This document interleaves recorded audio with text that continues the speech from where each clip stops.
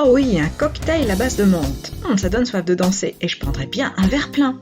Et là, le barman me dit qu'il remplit toujours ses cocktails lorsqu'il s'agit de verres coniques d'une demi-hauteur H/2. Waouh, la classe! Mais moi, j'aimerais bien savoir combien de verres remplis à mi-hauteur je peux transvaser dans un seul verre pour que celui-ci soit plein.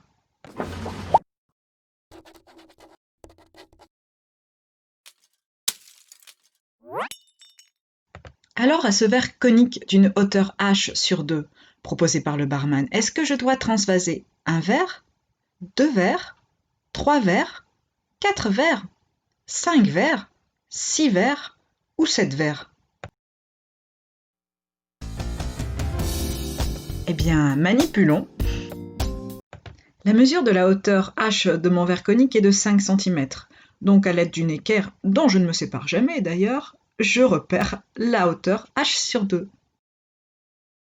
Alors pour la suite, je vais demander au barman de m'aider à manipuler. Eh, doucement, doucement! Pas plus haut que le verre non plus!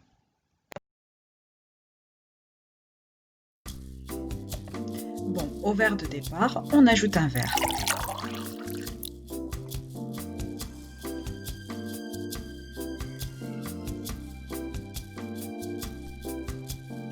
On reprend un verre à l'état initial rempli d'une hauteur H/2 dans lequel on transvase le résultat de la manipulation précédente, ce qui correspond à un ajout de 2 verres.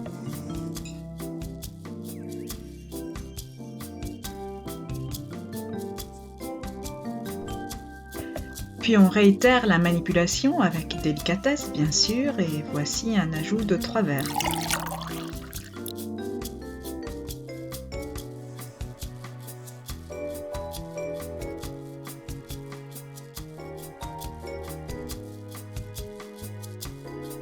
Puis on continue sans en renverser sur la table et voici un ajout de 4 verres.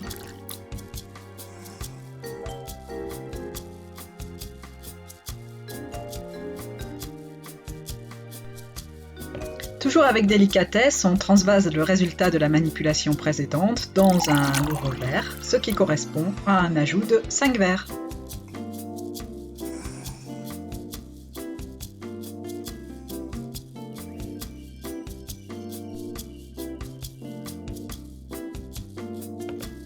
On continue en prenant des précautions et voilà un ajout de 6 verres.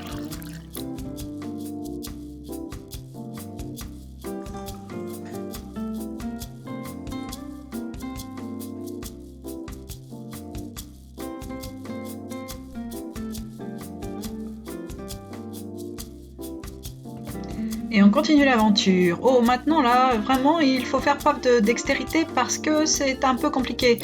Et voilà un ajout de 7 verres. Oh, mais c'est magnifique! Ça y est, le verre est plein!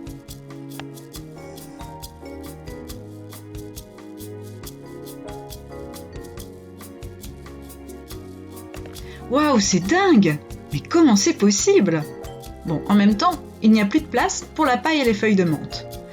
Mais j'ai quand même du mal à comprendre pourquoi il a fallu ajouter 7 verres de hauteur H/2 pour remplir ce verre totalement. Oh, il faut vraiment que je fasse appel à un expert. Bon, il est un petit peu tard là. Oh, mais j'en connais un qui travaille jour et nuit. Je crois qu'il va pouvoir me répondre.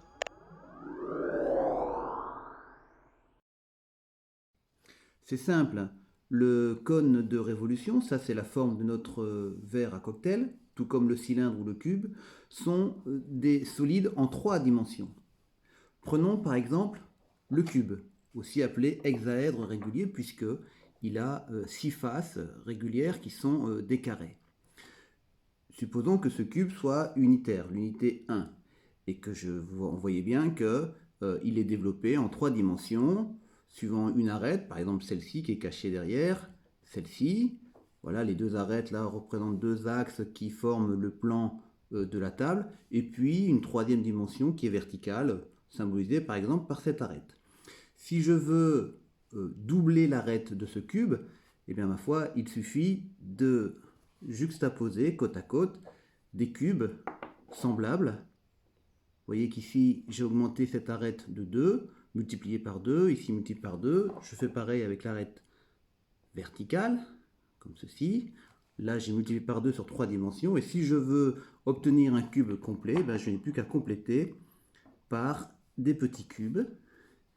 Et là, je vois bien que pour obtenir un cube dont l'arête est double, eh bien, je n'ai pas doublé le volume du cube, mais au contraire, j'ai additionné combien? 1, 2, 3, 4, 5, 6, 7 cubes identiques.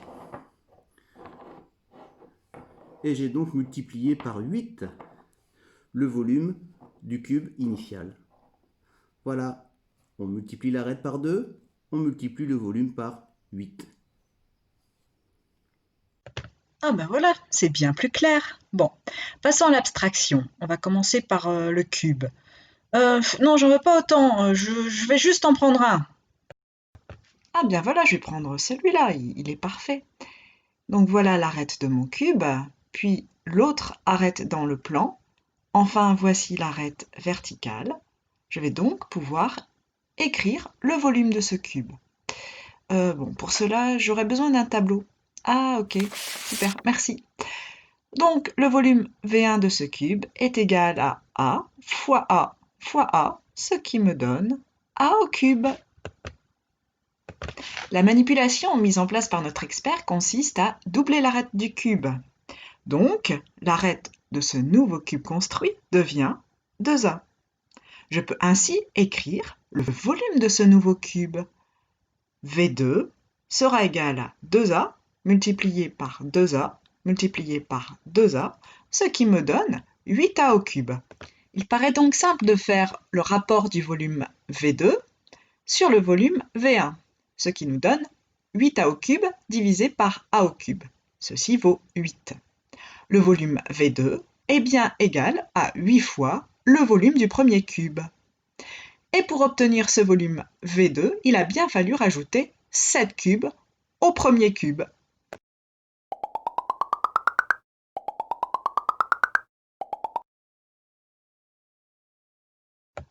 Bon, jusque-là, tout va bien. Revenons donc à mon cocktail.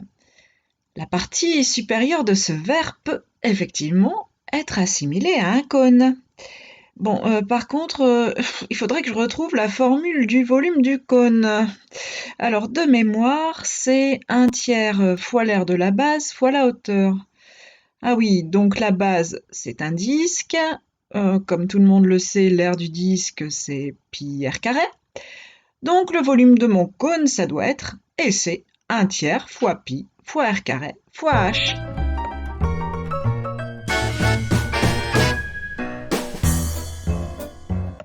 Bon, je peux appliquer cette formule sans problème pour connaître le volume de mon verre plein. Je connais les dimensions de mon verre, sa hauteur, le diamètre, donc le rayon du disque à la surface du verre. Mais pour mon verre rempli d'une hauteur h sur 2, pour trouver le rayon, c'est quand même un peu plus coton. J'ai beau imaginer mon verre et le tourner dans tous les sens, il va falloir réfléchir un peu pour trouver le rayon de mon verre rempli d'une hauteur h sur 2.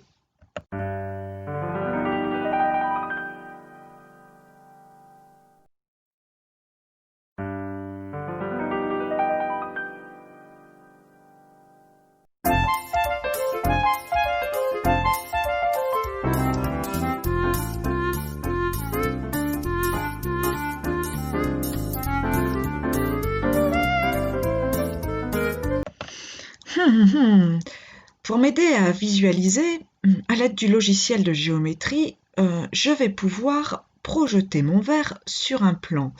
Ah oui, effectivement, cette figure géométrique obtenue, qui est un triangle, va pouvoir m'aider à trouver le rayon de mon verre h sur 2. Je peux même couper ce triangle en 2 triangles symétriques et continuer à réfléchir pour la suite sur ce triangle-ci. Je vais même le reconstruire et le nommer à l'aide de points pour y voir plus clair. Ainsi, la longueur OB représente la hauteur de mon verre, la longueur OA représente la demi-hauteur de mon verre et la distance BD représente le rayon du disque à la surface de mon verre. Oh mais oui, ça saute aux yeux! Alors là, on boit un coup tranquillou, et qui est-ce qui s'invite dans nos verres? C'est Thalès. Bon, en même temps, merci Monsieur Thalès, parce que avec votre théorème, ça va nous aider à résoudre le problème. Ben oui, les surfaces du verre rempli totalement et du verre rempli d'une hauteur h sur 2 sont parallèles. On peut donc écrire que OA sur OB est égal à OC sur OD est égal à AC sur BD.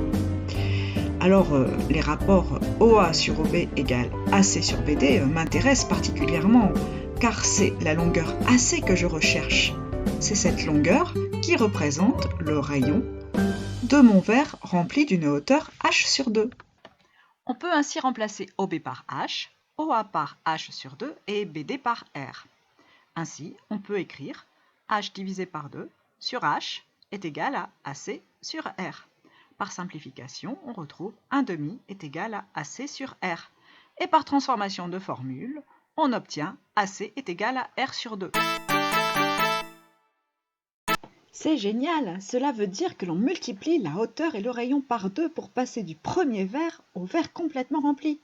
Donc, on multiplie bien par 2 dans les 3 dimensions, exactement comme le cube. On multiplie par 2 le rayon du disque dans le plan et on multiplie par 2 la hauteur. Il ne reste plus qu'à comparer le volume des deux cônes, le grand et le petit. Commençons par le volume du verre rempli. Il correspond au plus grand des deux cônes de rayon R et de hauteur H. Notons son volume V2. V2 est donc égal à 1/3 multiplié par pi multiplié par R carré multiplié par H. Exprimons maintenant le volume du premier verre. Il correspond au petit cône de hauteur H sur 2 et de rayon R sur 2. Notons son volume V1. Celui-ci est égal à 1/3 multiplié par pi multiplié par, entre parenthèses, R sur 2 au carré multiplié par H sur 2. R sur 2, le tout au carré, est égal à R2 sur 4. Donc, après calcul, on obtient un volume V1 qui est égal à 1 sur 24 multiplié par pi multiplié par R2 multiplié par H. Exprimons maintenant le rapport V2 sur V1. V2 est égal à 1/3 fois pi R de H.